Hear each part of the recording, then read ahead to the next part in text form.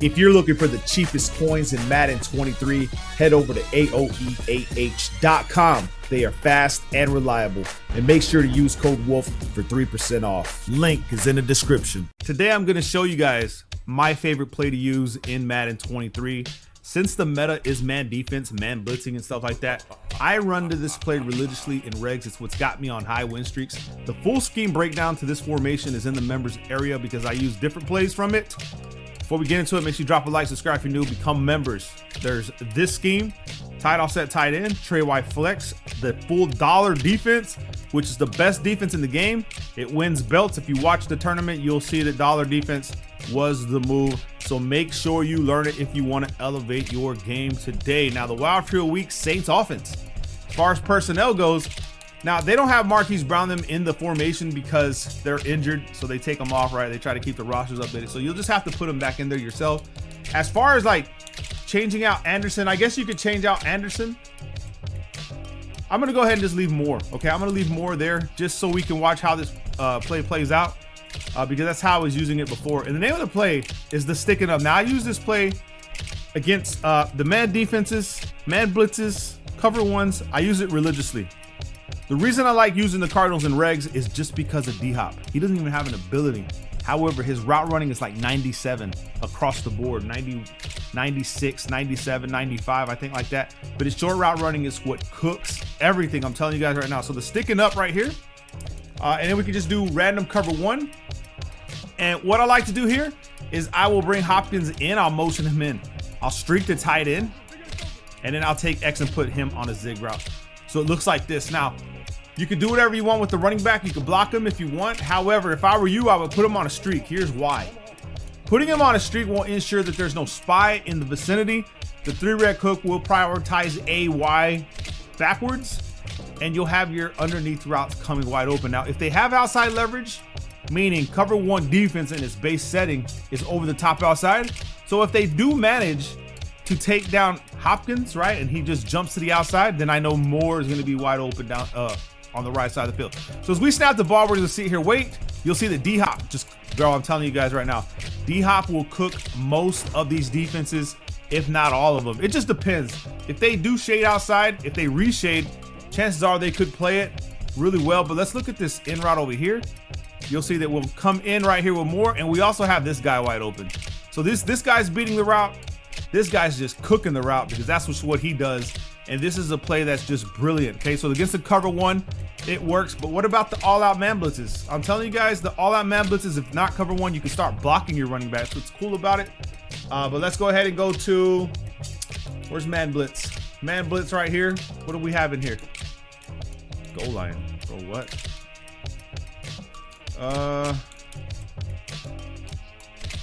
Let's do DB blitz, dime rush. It kind of mimics the dollar one. So we'll block the running back. Same thing. Send the tight end out. And like I said, it doesn't matter what they run. And they can blitz all they want. Once this guy gets open, it's off to the races. And if they man blitz the way they were doing right there, a lot of the times it's going to be touchdowns. This is what I'm saying. I found the sweet spot as far as regs goes in the best team to use versus what the meta is, and it's going to be using D-Hop like religiously. I think, if I'm not mistaken, they do have the spinner. However, you got to understand that you have to like baseline a lot of these defenses, but they still work because the timing it takes for them to get to you, it's very hard for them to reach. So dollar. Oh, is this the wrong? This is the wrong dollar right here, son. This is a strange dollar. This is a 3-2 mug. We can do overload blitz, I guess. Doesn't matter. It's the same thing. Just bring Hopkins in. Make sure he's on a zig. You can block your running back, streak the tight end like this. Boom. Now, you see me throwing it to D-Hop all the time. But what about the RB route? We're not even paying attention to that guy. Let's go ahead and pay attention to him now. We'll send the tight end away. Put him on a zig. Now let's watch more. Let's see if he can break these right here. Comes inside. Gets sold on the animation. And it's money. So if the user's on your left side, which happens a lot in my gameplays, what happens a lot in my gameplays is that the user just does not know how to stop it. He doesn't know that he could put a cloud flat out there, shade over the top, stuff like that. He doesn't know. So he goes out there and tries to use it, and that's when I come with the RB route. Now, another thing that I like about this formation, this offense right here, is what it does to zone defense in the red zone. So sticking up, okay, and then let's go ahead and do a cover 3 defense, because you'll see a lot of cover 3, cover 2s in the red zone. People start to, once you start cooking their man defense, they'll move to zone. So if I'm on the left hash at about the 5 or 6, right, this is what I used to do, and you can still do it. However, I do this mostly now from empty formations, but you can still use the sticking up. So we're gonna streak the tight end, okay? We're gonna fade the X route, and we're gonna streak the running back, and then we're gonna bring him to the line. With this setup right here, it ensures that the wide route will be open inside, behind those zones, just like this. The safeties, linebackers never react to this, so you know, feel free to throw it if you want. If you're scared, you're scared. I mean, you know, can't do nothing about fear. I don't know why it gets hung up on adjustments, bro. Like, come on, it's your damn game.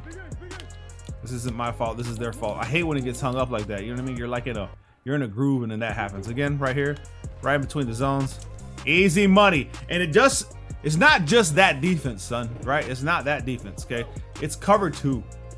Okay, it's cover 2 as well. I had a setup for cover 4, but I haven't tried it this year, so I'm not going to show it to you guys. But cover 2 is the same way. Fade, streak, bring them to the line. And like I said, you could do this with the with empty formations. The right one, come inside this deep half, boom. Just like I'm so used to throwing that I know the timing. Sometimes the timing is off though, or like it's not the defense I thought. But most of the time, like even in these cover 2 inverts, they can't stop it, son. Like you just can't stop, especially the cover 2 inverts. And linebackers don't react unless they got like lurker or something that you know, where they can do acrobat stuff. You know what I mean? Other than that, there's nothing they can do. And what's cool about it is that's cover 2, cover 3. And if they run cover 4, like cover 4 drop or cover 4 quarters, we'll come back to the same play. And you guys can use my patented setup. Now, like I said, full scheme breakdowns are in the members area, but let's just do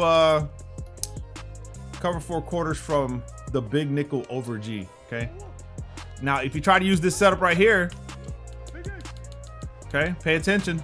Remember the quarters, the way quarters reacts, they're there, so you can't throw that. So what can you do? Well, you have options. Typically if someone's running cover 4 quarters, they're going to shade underneath, so we can bring our tight end out, put him on a zig, put RB and B like this. We can use this route combination with the slant and the out route, and then we can look for our tight end right here. Boom, sweet spot. Now, like I said, it's going to take you a couple tries to get right where you need to be. However, you will be there. And if they shade underneath, then it's cooked, right? You can also try the zig route inside. Right in the middle. Boom. You do that. That's timing and cover 4 quarters. However, you have to be careful because the users are there. It's like I said, it's a game of chess, man. All right? It's a game of chess. Now, the formation I'm talking about that I like to run this from, like against cover 3, cover 2, is the empty base flex. Okay, now I'll leave it like this. You want the 2 wide receiver side on the left side if you're on the left hash. If you're on the right hash, and you flip the plays. But I just pick any play. You could pick the Hoss White juke if you want. And against cover 3, it's the same thing. You're just gonna take X, streak him, put Y on a fade, streak the tight end, and then put RB on a smart route, in route, so it looks like this. And then you just come here, inside, easy money. Cover 3 is easy to cook this year. Cover 2 is as well. So make sure you use what I show you, man. Giving you guys the jewels.